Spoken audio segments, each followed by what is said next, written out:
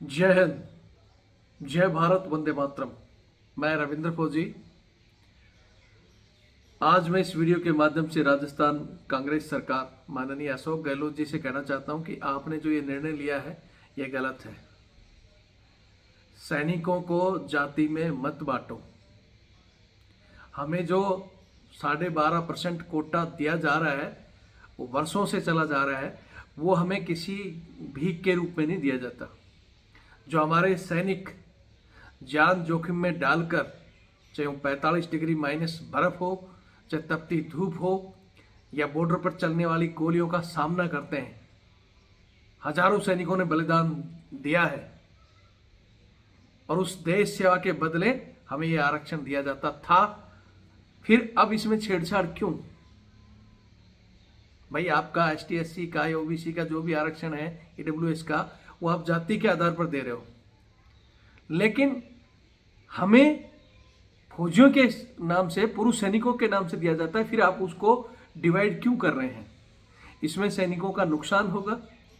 मैं माननीय अशोक गहलोत जी से एक बार निवेदन करूंगा, इस पर पुनर्विचार करें। और आज हमारे सैनिक भाई जो जयपुर में फिर 10 बजे शहीद स्मारक पर इकट्ठे हो रहे हैं, जयपुर उसके आसपास के सभी सैनिकों से कहना चाहता हूं कि आप भी घरों से निकलकर उनका साथ दें। हम इसी में कमजोर पड़े हैं। हम कभी किसी पार्टियों में बटे हैं, कभी किसी जाति के नाम पर हमें तोड़ दिया जाता है। जब तक हम पुरुष सैनिक एक नहीं होंगे, अपनी लड़ाई नहीं लड़ेंगे, तो हमारे इसी तरह आरक्षण और धीरे धीरे बहुत सी चीजें खत्म कर दी जाएंगी। बाहर निकलो और इनका साथ दो। हम माननीय राहुल गांधी से भी कहना चाहते हैं कि आप भारत जोड़ो यात्रा के जरिए इस बीजेपी सरकार से टकराने की कोशिश कर रहे हैं, लेकिन आपको जवान और किसान का साथ नहीं मिला तो आप नहीं लड़ सकते। माननीय गहलोत जी को थोड़ा समझाएं, क्योंकि बीजेपी ने पहले ही अग्निपथ योजना लाकर सैनिकों से दुश्मनी मोल ले रखी है। जो जवान तबका, जो 90% सेना में जवान और जेसीओ हैं, और उनके बच्चे या किसानों के बच्चे जो इस समय बीजेपी सरकार से नाराज हैं, क्योंकि अग्निपथ लाकर 4 साल की नौकरी के बाद 75% लोगों को ये आउट करेंगे। फिर उन अग्निवीरों का क्या हाल होगा? जब अभी पूरी सर्विस करने के बाद जो कोटा दिया जा रहा था उस पर ही कैंची चलनी शुरू हो गई, तो बाद में क्या होगा? ये तो फिर विडंबना हो जाएगी। कभी वहां केंद्र में कांग्रेस, कभी राज्य में बीजेपी, फिर ये आपस में लड़ते रहेंगे और उसके बीच में पिसते रहेंगे हम लोग। तो राहुल गांधी जी, इस समय हमारा विचार था कि हम चाहे अलग पार्टी बनाकर एक सैनिकों की लड़ाई लड़ें या किसी का साथ दें।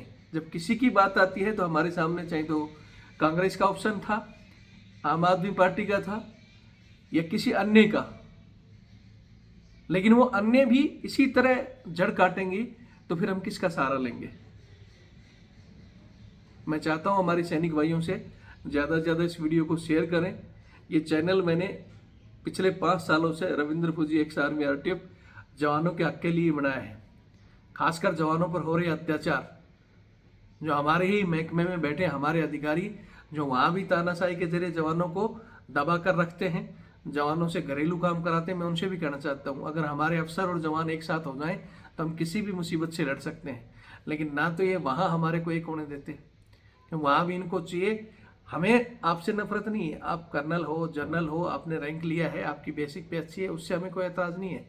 आप अपने घर में काम करने के लिए 4 क्या 10 रखो, लेकिन एक वर्दीधारी सैनिक को रखते हो, उस वर्दी की इज्जत खराब होती है। इसलिए हम उस सहायक प्रथा से नाराज हैं और इसलिए हम आपके खिलाफ बोलते हैं। अगर आप वहां हमें सम्मान दो, जनरल बिपिन रावत साहब ने कहा था कि हाँ ठीक है, हम 10,000 सिविल सहायक भर्ती करेंगे अग्निवीर के नाम पर, लेकिन उनके जाने के बाद उनका हादसा हुआ या करवाया गया ये तो मैं कह नहीं सकता, लेकिन उनके जाने के बाद चंद एक जनरलों ने इसको पूरे के पूरे जवानों पर थोप दिया, जिनकी संख्या 90% सेना में है। और सरकार गुमराह हो रही है। सरकार, क्योंकि उन्हीं सरकार के इर्द गिर्द वही लोग घूम रहे हैं। वो कह रहे हैं 2 साल की स्कीम थी, फलाना थी। 2 साल की स्कीम थी तो आपने इसको भर्तियों पर भर्तियां क्यों कराते जा रहे थे? क्या किसी भी यूनिट में, किसी भी महकमे में इसकी चर्चा कराई? अगर कोई भी जवानों में कोई भी सैनिक बोल दे कि हाँ चर्चा हुई थी, ये पता था, या अफसर में भी ये चंदे सिर्फ जो CDS के लालच में या सरकार में अगले सांसद बनने के चक्कर में है, मंत्री बनने के चक्कर में है, बस वही लोग राह गल पा रहे हैं। चाहे VK सिंह जैसे या राठौड़, कर्नल राठौड़ जैसे गुणगान गा रहे हैं इसका, जिनको खुद पेंशन भी चाहिए, खुद 2-2 3-3 बार सांसद, विधायक और मंत्री की पेंशन भी चाहिए, और वो इसको स्कीम को अच्छी बता रहे हैं। मैं फिर कह रहा हूँ, हमारे आम जनता को आज इन चीज़ों की लड़ाई लड़ने की ज़रूरत है। आज हमारे पूर्व सैनिक भाई धरना दे रहे हैं, उसमें शामिल हो, और आगामी एक बड़ी रणनीति के तहत हमें क्या करना है इस पर बैठकर चर्चा करने की ज़रूरत है। घरों से निकलो, ये मत सोचो कि वो कर देंगे वो कर देंगे। भाई लड़ने के लिए सिर्फ 4 आदमी चाहिए सबको, तो ऐसा होगा नहीं। मत जातियों में बटो, आपकी भी हक और आपकी आवाज़ के लिए आपको अगर फौजी टैग लगा रखा है तो फिर साथ दो।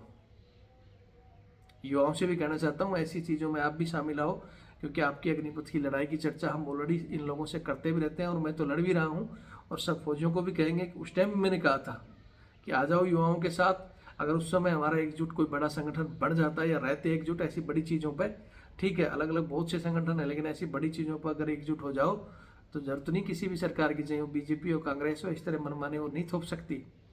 लेकिन पता नहीं कहाँ से कमेटियाँ बनती हैं, कौन इन कमेटियों में शामिल होता है जो बैठकर इनको बोल देता है अच्छी योजना है। तो ऐसे लोगों को क्यों आप ऊपर पद पर पहुंचाते हो, जो बाद में आप ही के सिर पर बैठकर मोते।